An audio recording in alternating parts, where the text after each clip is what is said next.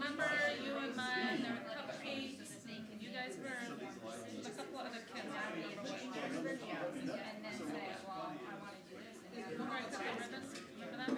No. You stood out front. I have pictures of you. Oh, it was Lachlan and Andrea were there. Like, that's a big picture. Yeah, I have a picture of you guys. Yeah. That's ridiculous. So, anyway, let's see. 6:31. It says on.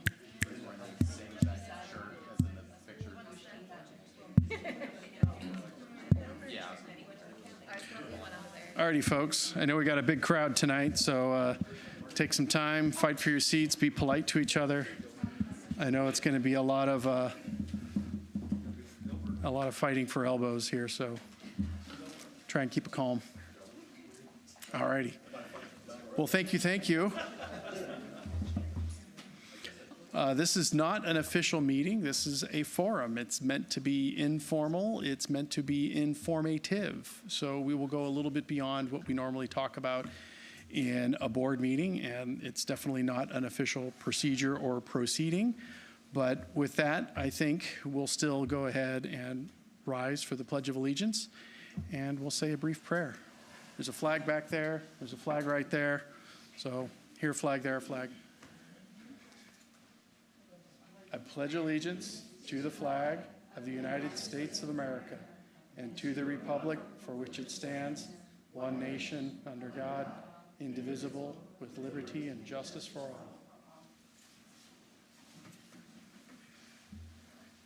Thank you. All righty, so let me just take my clicker for a test drive. Oh, that's right, it's touchy. All righty. So basically, I'm just going to walk through a presentation. It's kind of an informal presentation. I'm going to try and throw a bunch of information at you, just give you some updates as to where the town is at and what's going on with the town. And then we will conclude with a Q&A. So hold on to your questions. We can go through them all at the end. So tonight, we're going to talk a lot about our capital improvements projects, both some of the ones that we've completed and a little bit of focus as well on the ones coming up. The other big item is going to be planning and the number of homes that are coming in soon. So there is a lot of homes in the pipeline, and we also have some retail and commercial coming. So we'll discuss that a little bit. And then we're going to talk about our business development plan. We are working on a downtown master plan. So we'll talk about some of the details going on there, along with an engineering update, Safe Streets for All. That's what the SS4A stands for. That's a state task force that we're putting together. And then we'll go into some more engineering work around Helms Road, some of the impending improvements that are going to be made there, along with some Parks and Rec, the Downtown Learning Center, as well as improvements to the downtown park. Oop. Oh, and then Q&A, of course. So capital improvements projects. So the capital improvements project list is put together with sort of a 5-year vision, a 5-year execution plan. And we review that every year, and what happens is the priorities get determined, and every year they maybe get shifted and moved. Things may go on the plan, things may come off, but more often than not, more stuff gets added. And it's our job as the commissioners to sort of prioritize those lists and get that balanced. It's a pretty decisive or pretty inclusive list. This shows a lot of the work that's been completed over the last year. But we still, as always, like any growing community, we have lots more work to do. Big projects coming up. One of the big ones that we're really proud of is going to be the Learning Center. That's here on the bottom. We have the county library. Since the county has vacated that building and built a fabulous new library, we're going to take over that building and make it a learning center. And the idea there is a learning center with a computer lab and some programmable spaces. It's going to have a teaching kitchen and a conference room and just a place to gather and learn. It'll have Wi-Fi connectivity, so you can bring a computer or you can use a computer. So for folks that maybe don't have home computers, this is a good place to go and get on a computer and learn a few things. In addition, though, we do have some traffic utility projects coming up, not the least of which is a new light at Millbridge Parkway and Kensington Road, and then we'll be doing some more improvements downtown. As far as the transportation updates, so this is kind of a long list, and I'll just kind of walk you through the list to kind of explain what each one of these means. First and foremost is Kensington Drive widening. So we're going to widen Kensington Drive from Connells Road, or Connells Point Avenue, sorry, from Connells Point Avenue to Highway 16. And that's going to add some turn lane capacity to that section of road. This was a project that was being started, I think, right as I came into office a year and a half or so ago. We were just in the land acquisition phase, so we did buy some land from Forest Hills Church to make a little bit of room for the road. But that is coming soon. Kensington Drive, Millbridge Parkway traffic signal, a much-needed traffic signal for the very busy Millbridge. So that'll help that particular intersection a lot. Next up, Waxhaw Marvin, Pine Oak Drive. There's some realignments and a turn signal coming there. So that's going to get a roundabout that connects to Prescott Glen. If you're familiar with where the Lowe's food will be, we'll talk about that in a little bit. So it'll make some improvements there, as well as a traffic light onto Waxhaw Marvin Road.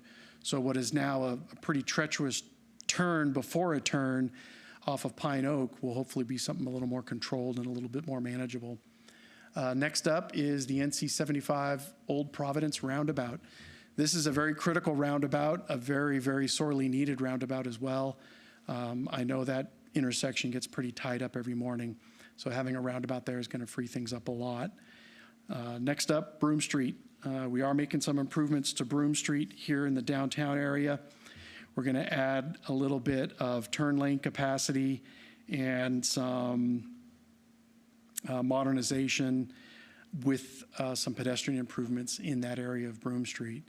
So that'll help move things a little bit better in that area. Next up is the Helms Road Extension. The Helms Road Extension is a project that's going to connect 16 to Waxhaw Marvin Road right there at the Waxhaw Parkway.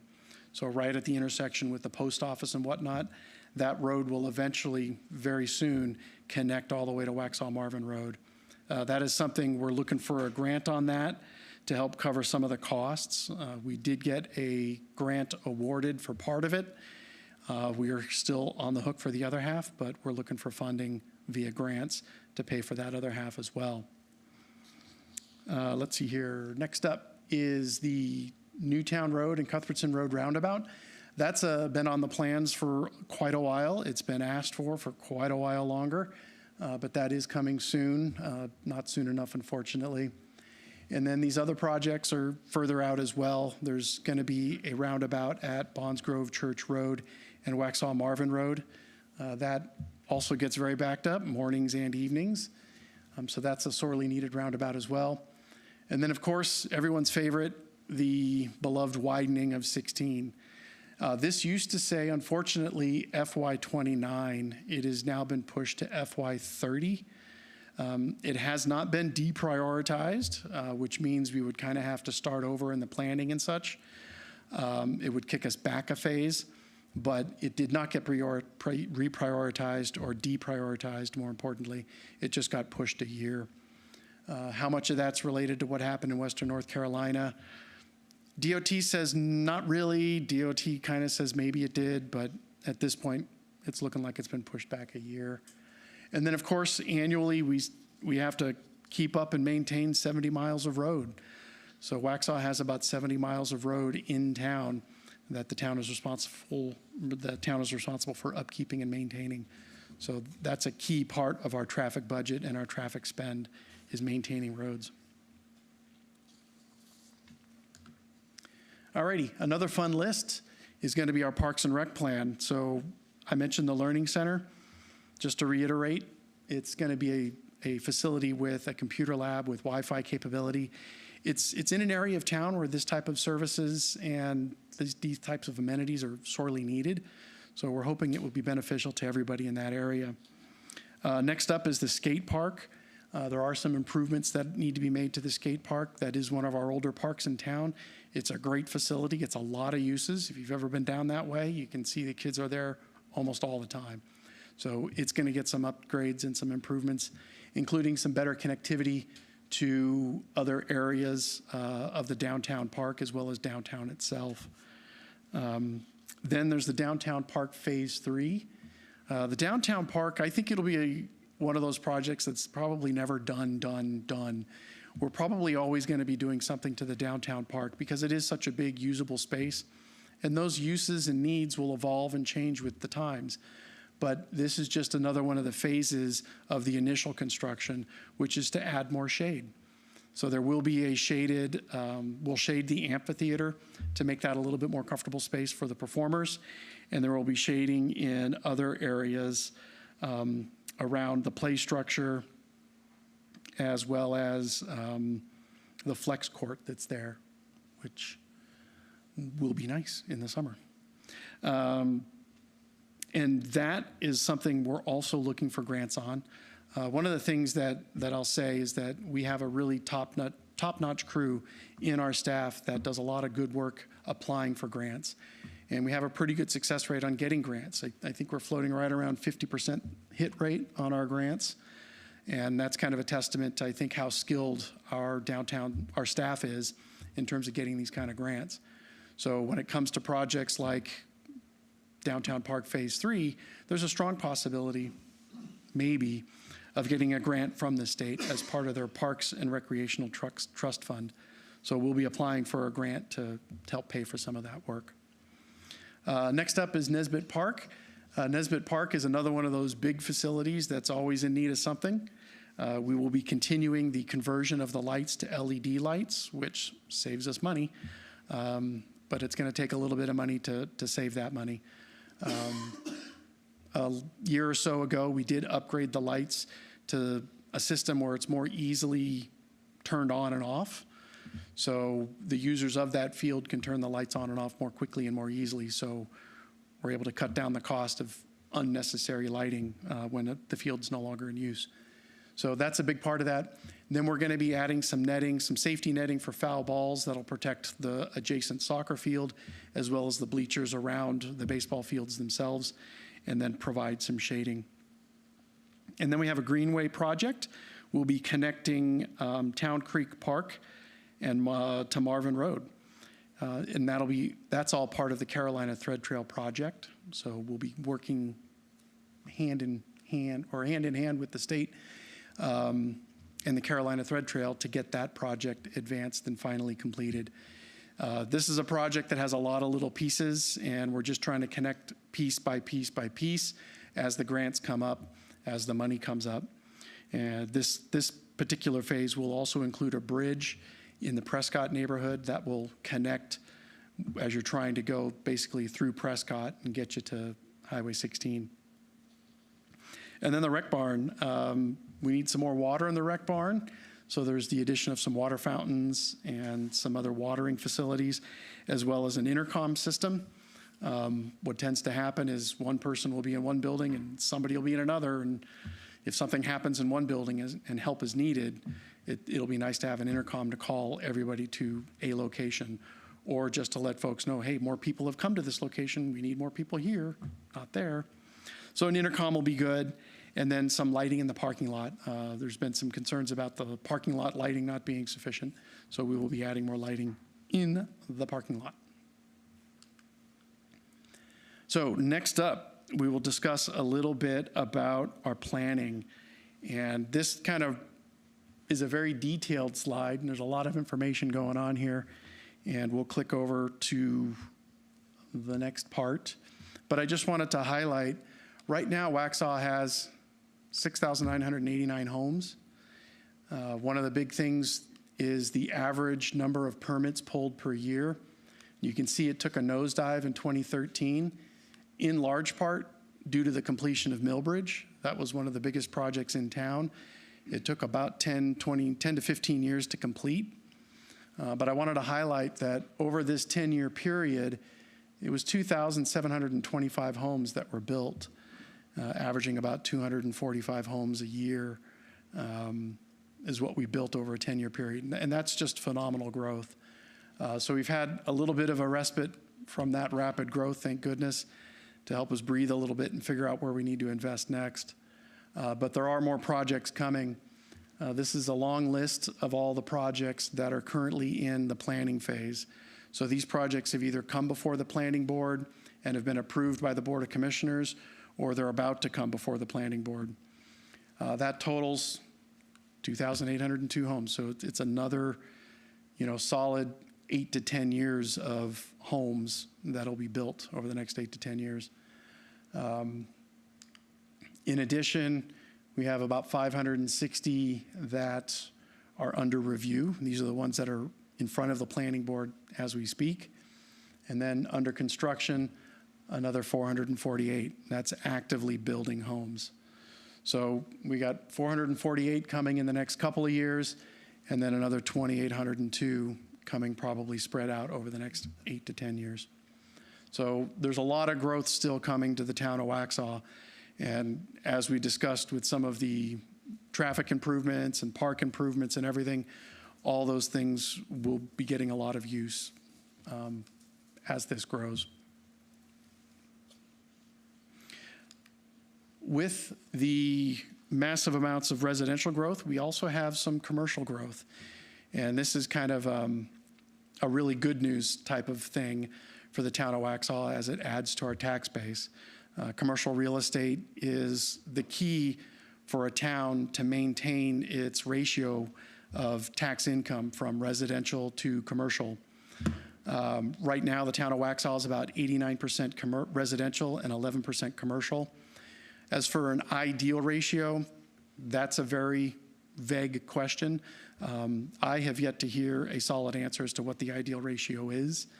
But in terms of sustainability and keeping the tax rate low for residents, 11% commercial is probably lower than where it should be. So luckily, we do have some retail coming. This is just a quick list of a lot of what's headed our way. I'll just walk through this real quick. I have a list. Cottage Park is going to be about 14,000 square feet of general office and about 14,000 square feet of retail, along with a 6,000 square foot restaurant, and that's at Cottage Park, which is down this way. Next up is Cuthbertson Crossing, and that's right north of the Harris Teeter, where this little dot is. So the Harris Teeter is just below this.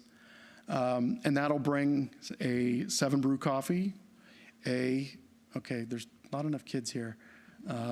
It's bringing a Chipotle, so that's what's on this list. So hopefully they'll commit to the Chipotle, and everybody can get Chipotle once and for all without having to leave town. And then something everybody needs more of, tires and oil changes. So I'm not certain how the math works out on that, but apparently that's needed. Next up is the Ruby at Providence. That's this here. And let's see if I can get a better idea where that's located and point to you that.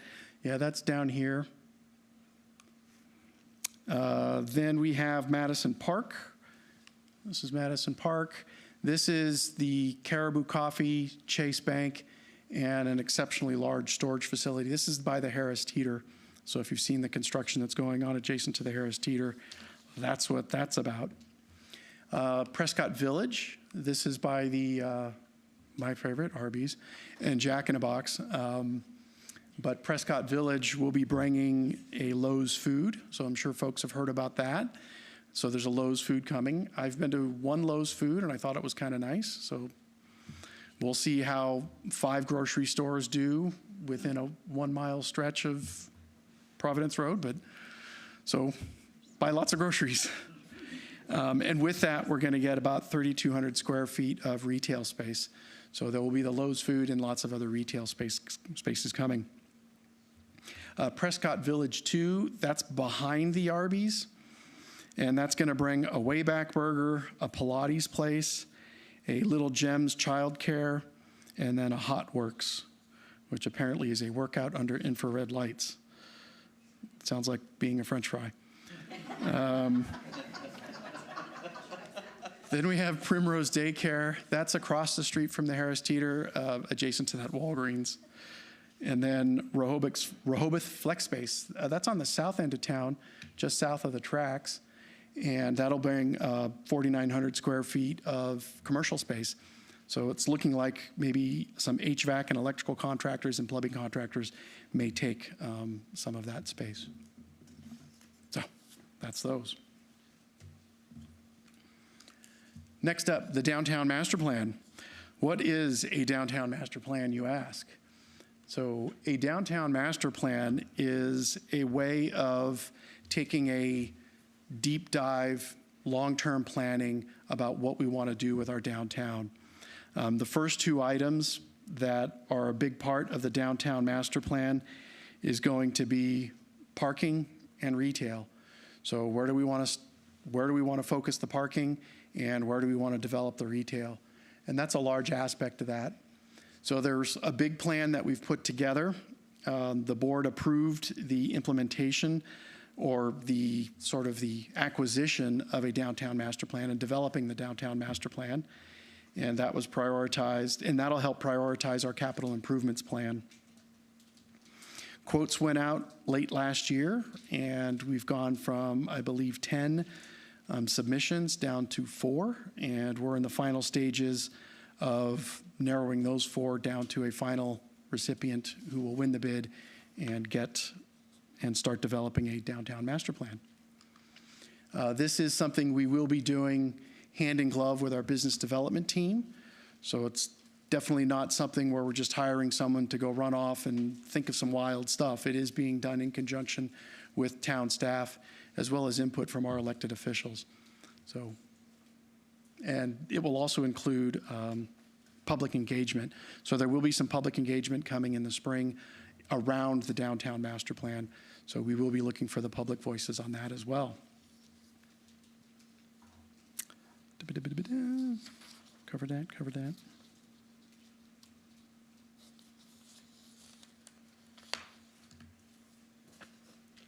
This gives you an idea of the phases.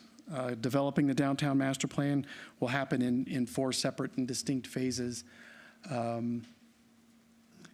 The public engagement, as I mentioned, will be in the spring. So look out for that. Be on the lookout at the town website and the town social media pages. So when you start seeing those get posted, we will be advertising and looking for public input. In conjunction with that, we're already in this phase 1 where we're gathering data. So we're gathering data to give to the contractor who wins the bid, and then that contractor will also continue to gather more data, and that'll all go into the public engagement aspect, and then we'll start drafting it in the summer.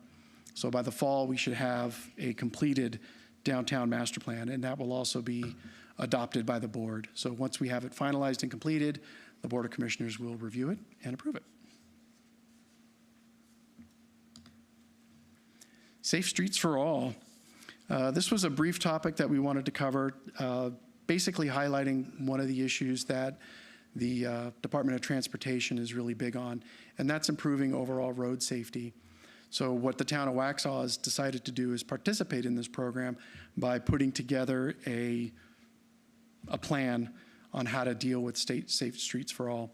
Basically what this boils down to is the state has allocated some funds for safer roads, safer pedestrians, safer traffic flow, just safer roads in general. And so the town of Waxhaw is responding by putting together a plan to implement those types of funds. And one of the things we've learned with our vast amount of experience with grants is that the more plans you have, the more accurate, precise, the more well thought out your plan is, the better your odds of getting that grant. So this is a big part of preparing for the grant process so we can maybe get the funding from the state. So we're putting that together to help develop hopefully safer roads, safer sidewalks, better pedestrian access all around town. And big road projects. This one here has already been funded. It's already in the, where are we at with this? Is we right away or where's this at? Yes, so the first one, the P5748, the Helms Road grade separation, that is currently in right-of-way now with NCDOT and the CSX Railroad. So this being in right-of-way means they're at the point where they're spending money on this, and it's starting to happen. And what's really exciting about this phase of a project is once you get to this phase, it's at that phase where it's coming. And, you know, no pun intended, but the train is rolling on this one, and it's really going to come to fruition very soon, in traffic terms, mind you. So I know 29 is a while away, but in traffic terms, that's pretty soon. So this is coming. It will be a great way of hopefully alleviating some of the safety concerns with the rail crossing. As you well know, if there's a train, you're not getting from the fire station, which is up north, you're not getting south of 75, which is one reason there's a second fire station being built south of 75. But having this grade separation going up and over the track, I think will be instrumental in adding to the safety of the town overall in terms of getting access, public safety, and just hopefully overall better traffic flow. The next one is the Helms Road extension. The Helms Road extension gets us from Waxhaw Marvin Road to Highway 16. It's also known as Waxhaw Parkway. So this is the one that's right by the post office. So this would be considered your Waxhaw Parkway West. So this project will basically connect the State Highway 16 to Waxhaw Marvin Road. This connection will link directly to the previous project, the Helms Road extension or realignment. So these two projects go hand in glove, and one kind of connects to the other, and it will do a lot to bring, I think, a lot of connectivity to town. This particular project, the Helms Road extension, we did win a grant for $4.9 million. Yay, we won a grant. The downside is it's only half the money. So the town has to come up with the other 4.9. So we're excited to have half the funds, but it is something we need to keep in mind for future money savings to keep that money in our pockets so we have it when the time comes. But it's great that DOT was willing to share on that. We are pursuing this other half of this money. We are pursuing with our legislative agenda. So not all hope is lost.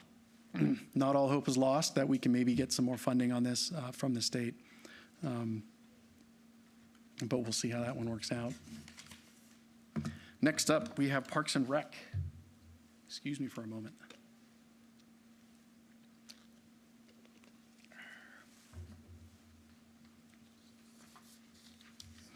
So we have a lot of things coming for Parks and Rec.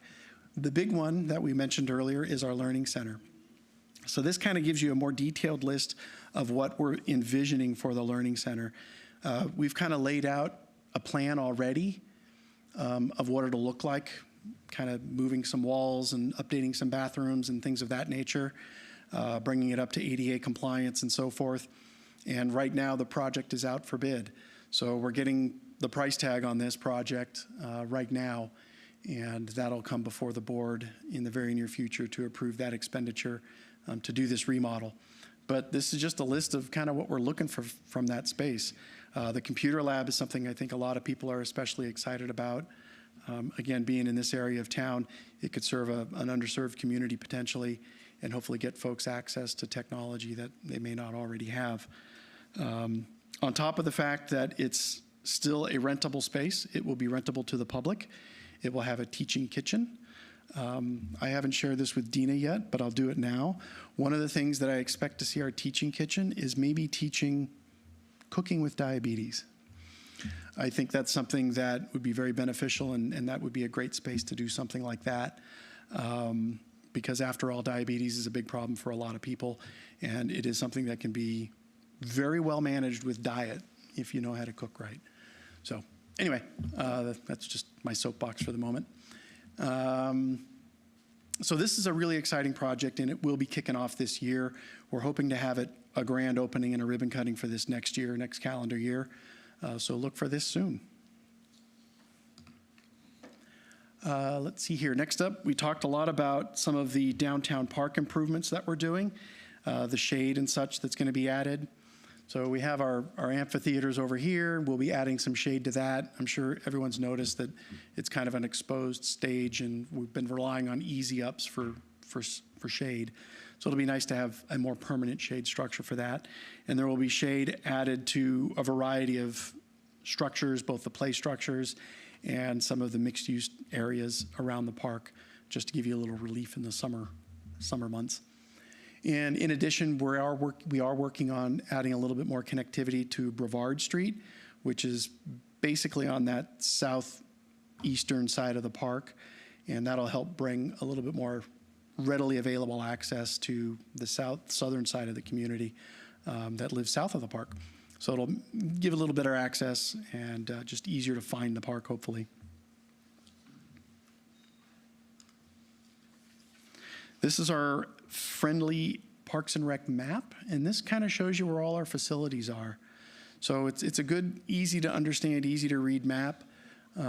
Obviously, you're heading up to Charlotte this way or Ballantyne, and then you're heading south this way. But this gives you an idea of where all our wonderful facilities are. And I just would like to highlight that a lot of these facilities are rentable. So if you have a business you want to get started and you need to rent a space for an event or a gathering, you can do that. If you have a club, you want to have an exercise class, you want to have any kind of meeting, there's a variety of spaces to do that, both at the rec barn and at the meeting place and several other places. So check those out. We'll do a walkthrough demonstration a little bit later this evening on how to rent those spaces. So stay tuned for that. A lot of community events are coming. Did I skip one? That's not like that one. Okay. All right. This is where we fall out of order. We have a lot of events coming. This is just a brief list. We like to do our movie night out. Those are coming starting in March. And then, of course, we have a litter sweep and then a shred day. So if you've been collecting, once you get all your taxes done, you can shred stuff.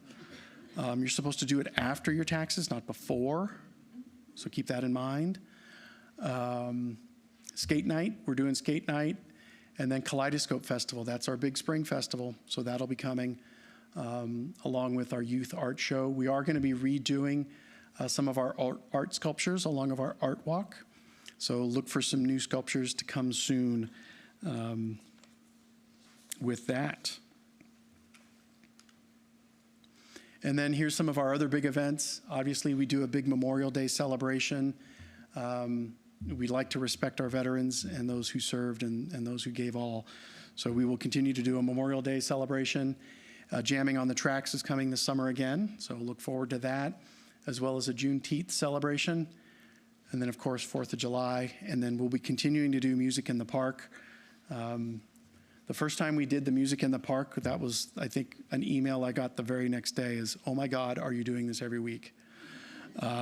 So no, we're not doing it every week. We are respecting and being respectful of our neighbors at the park, so we don't want to drive them nuts every week. But look for that. That is out there, and that'll be one of our more fun events as well. This gives you an idea of some of the park and rec facilities I was just talking about. And with this, I will invite Miss Dina to come up. And what she's going to do is explain a little bit about how to reserve some of these park and rec spaces. These are all great venues. They're all staffed by our park and rec professionals, and they're all well maintained. So they're definitely worth looking at and considering a rental. So without further ado, Miss Dina. We have the mouse. The mouse. If you need a keyboard, mouse.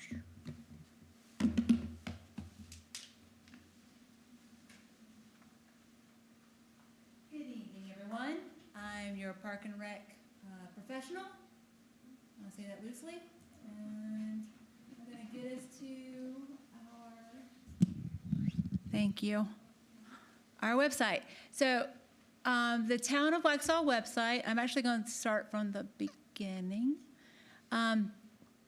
There's just a couple clicks to get to the rental application area and how to look at Rec Desk to look for a opening for all of our wonderful facilities. Okay. Yes, sorry. Thank you, Mayor. So we start off at government, we go to Park and Rec, then we go to rentals and reservations. And then this slide basically tells you all the cool things that you need to know to do to rent a facility.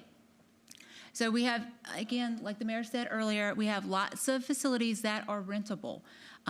For example, the downtown park has 2 shelters, the amphitheater, the picnic pods. The rec barn has several facilities at that. So the building A has a community room and the batting cages and the outdoor fields. Building B has a huge indoor space. Town Creek has a shelter and a field.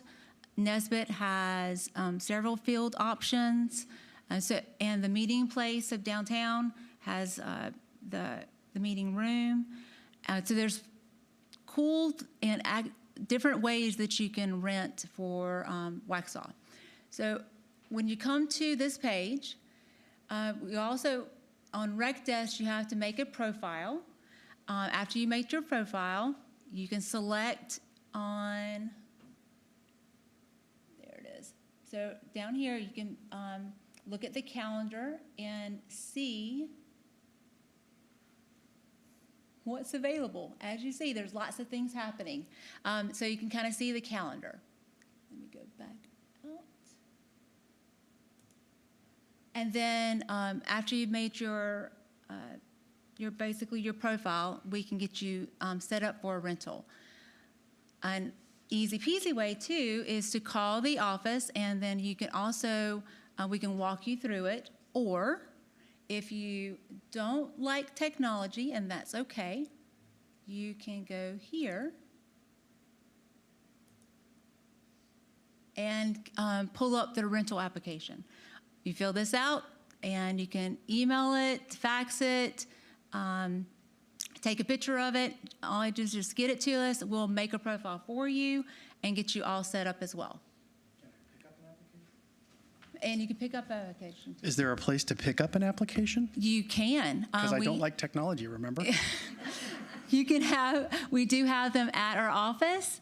Also, Miss Amy has some at Downtown Park, at the Rec Barn, and here at Town Hall. Does filling out the application help create my profile? Yes. So you can fill this out, and we'll make your profile for you on Rec Desk. Awesome. That's cool. Yes. Easy peasy. We're here to please. And we, again, any questions that y'all have, we're more than happy to answer them. Whatever ways of communication you like to get back information, we have several ways to do that. Any questions for our lovely audience? Mayor? I'm good. That answered a lot of my questions, so thank you. Awesome. All right, I'll turn it back over to you. And Nick, you're going to have to help me. Nick. Thank you, Nicholas. Thank you. Well, thank you very much, Ms. Dina. I was hoping to get a little bit more clarification on how to rent some of these spaces, and I hope that's helpful to really anybody who's thought about renting spaces, because we do have these spaces, and it would be great if we can get them rented and get people using them and utilizing some of the resources that we've helped create around town.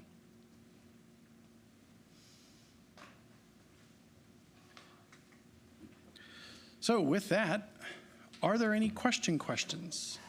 Did anybody come locked and loaded and ready to bear with lots of questions? Miss Judy Davis. Oh, Judy. Oh, wait, yeah, sorry, I forgot. Yeah. Microphones. Thanks, Hi, James. my name is Judy Davis. I'm a citizen here in Waxhaw, and I've seen a lot of deer crossing Kensington and Waxhaw Marvin within the last month. And I wanted to know if DOT and the safety committee was going to be doing something about possibly putting deer crossing signs, just to kind of make the people a little bit more alert on Kensington, because they do speed down there a lot. and I saw 5 deer cross right in front of my car, and then 3 the other day on President's Day. And also, my question is for the safety factor of the red light at Kensington and Providence.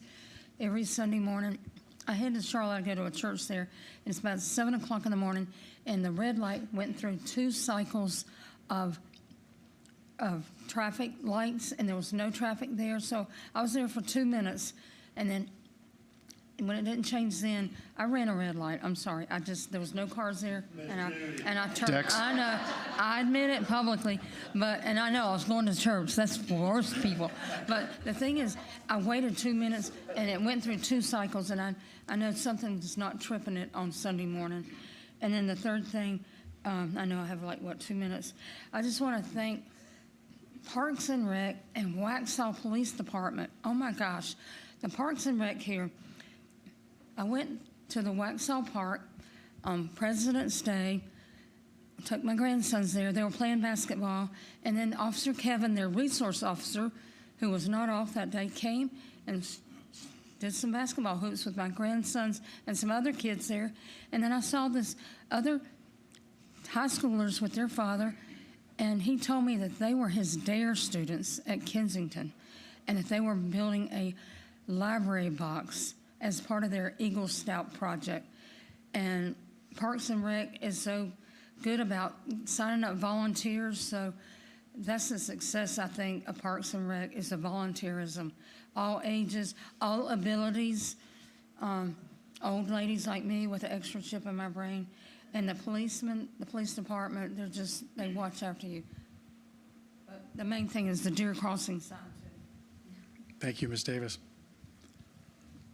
Is that a DOT thing, or can we just grab one somewhere and Yeah, so stick it on a pole? Yeah, so there seemed to be two things there. The first was the Kensington and 16 intersection. So what I'll do is I'll follow up with DOT just to make sure that the loops there, the signal loops, you see those little lines in the road, those are actually signal loops. We'll make sure that those are working properly. And then for the deer, for the Safe Streets and Roads for All, that focuses predominantly on people. One thing that we also do look at, though, is the crash history. So we can look at the crash history along Kensington to see if that warrants the deer warning signage. Yeah, because we got to keep in mind, too, the deer don't read those signs either. So they don't care much. Any other questions? We have microphones, so you need to have your in the mic so people can hear you on the internet. All righty. Well, thank you very much for coming, folks. It's great to have such a intimate crowd, so it's nice to have someone show up.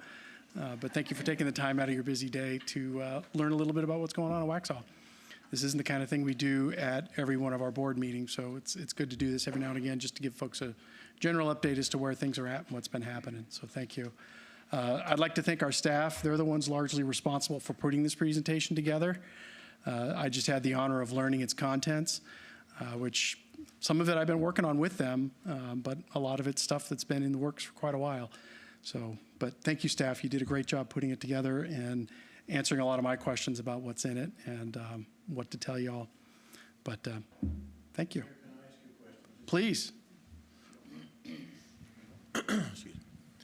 I've noticed up on 75 used to be the Pittenger land. They've clear cut all that out, and I've seen some tractors in there. Is anything going on with that? They just selling the timber off of it? Yeah, they must be selling the timber because they haven't submitted anything. Right now, that land is still zoned R1, which is 1 house per acre. That's what it's currently zoned. So they're probably just selling off the lumber, but they have not submitted anything to the planning board or have communicated anything to the town to let us know what they're thinking or what they're planning. So it's still a big unknown at this point. Thank you, sir. Sure. I'd like to add to that. Thank you. Got the ball rolling now. So same spot out there, out by Parkwood School Road. It is still Waxhaw property. Same thing with the land clearing. The only problem is they're claiming it's environmental clearing for farmland. Yep. But they lit fires by our properties, and Mineral Springs Fire Department came out, and they couldn't put it out. So they're just lighting random fires close to the properties. Yeah. And the state came out. the next day. So I don't know what happened. Yeah. I mean, they're probably trying to burn roots It's and just such, I would imagine. reckless. It's just reckless, yeah. Sounds like it. Anything else? All righty. Any questions from the staff? No? Yes? Okay, good. All righty. Well, thank you, everyone, for coming. This was a good meeting, and I appreciate your time and attention. Have a good night.